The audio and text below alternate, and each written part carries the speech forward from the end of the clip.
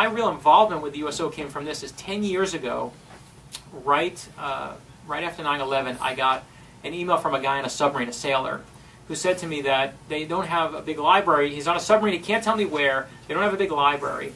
But he just wanted to thank me because his book really got him through some hard times there. And I thought, my gosh, I can't believe this guy's thanking me. I got to do something for this sailor.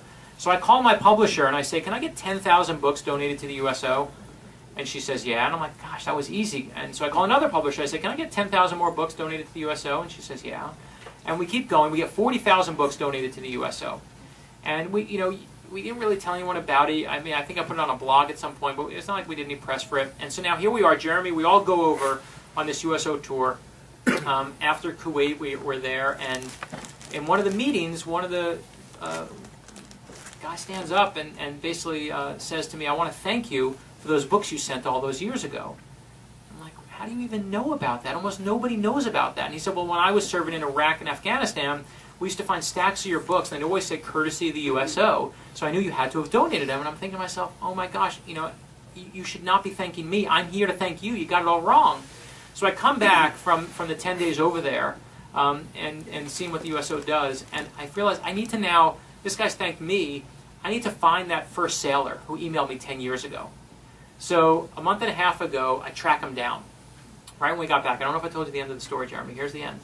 So I finally track him down. His email is different. His phone number I wind up finding. And I say, hi, my name is Brad Meltzer, and 10 years ago you wrote me a letter from a submarine. And I just want to tell you what your thank you did for me, because it really got me involved with USO, got me involved with, we send a lot of books over to the troops.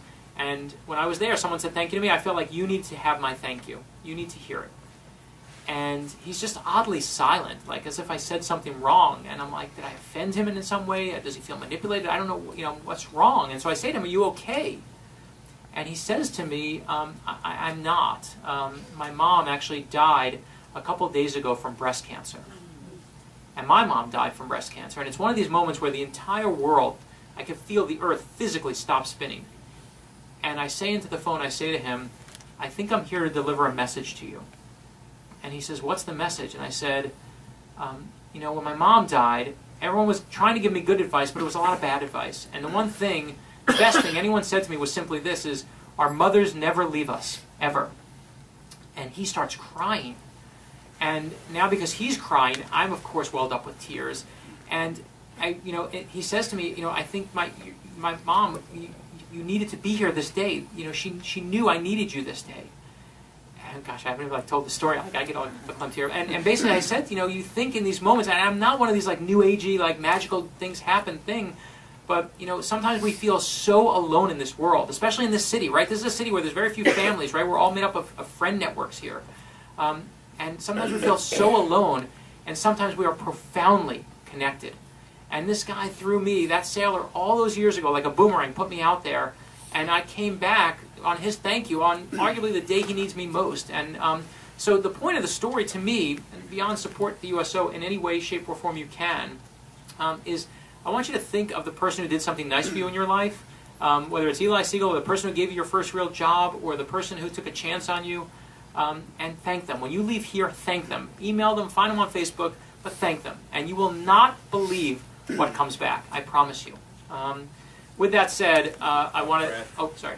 Can I finally shake your hand after that phone call? You're the guy. Son of a bitch.